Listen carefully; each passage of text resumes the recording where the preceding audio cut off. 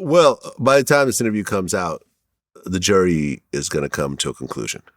Um, it's Wednesday, June 29th right now.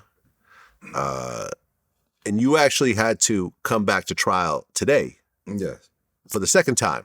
Yeah. So really three times. Really 3 times. Three times. So I went in the first day. And I got a chance to stare him down. Stared him down. He didn't want to look at me. Then he finally looked. I was looking at this fool for a long time.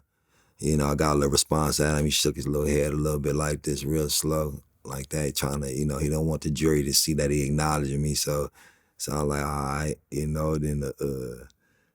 they had about to be a break time for lunch, and the jury had left, and he's sitting over there. The judge is right there. I said, "Hey, judge, what's for lunch? I'm going to have a steak." And the whole courtroom started laughing. And I said, "You won't be having one." Put my hat on. I strolled out the courtroom. Love it.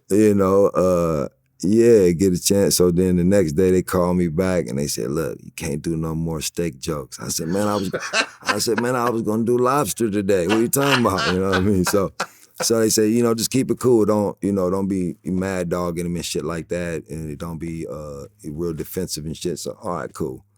Get out there. His defense, dumber and dumber. They decide to play my Instagram.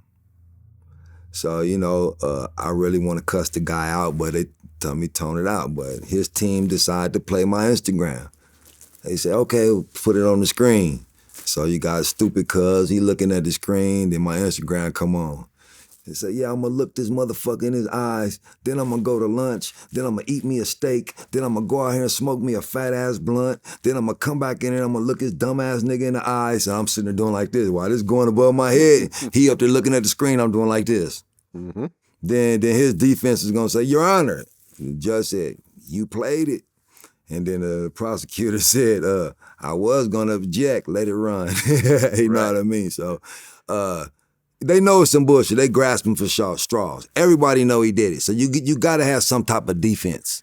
Right, and the defense said that it wasn't premeditated, that it was a crime of passion. Whatever. You gotta have some the degree defense. of murder, they're trying to take it down. I mean, you caught red-handed. We already in the world. We done seen it. Yeah. So you're a defense. I got to make up some bullshit. I got to. That's my job. So we know it's some bullshit, and so the main thing is, can we make this 12 believe this bullshit? Yeah, I mean, from what I understand, the defense is trying to say that he was mentally unstable. He just had electroshock therapy like a couple of weeks before, and he was on medication, and he's crazy, and he wasn't planning on killing him, and the situation got out of hand. So change it from life in prison, whatever the degree of murder they're trying to get it down to. But I personally don't think it's going to work.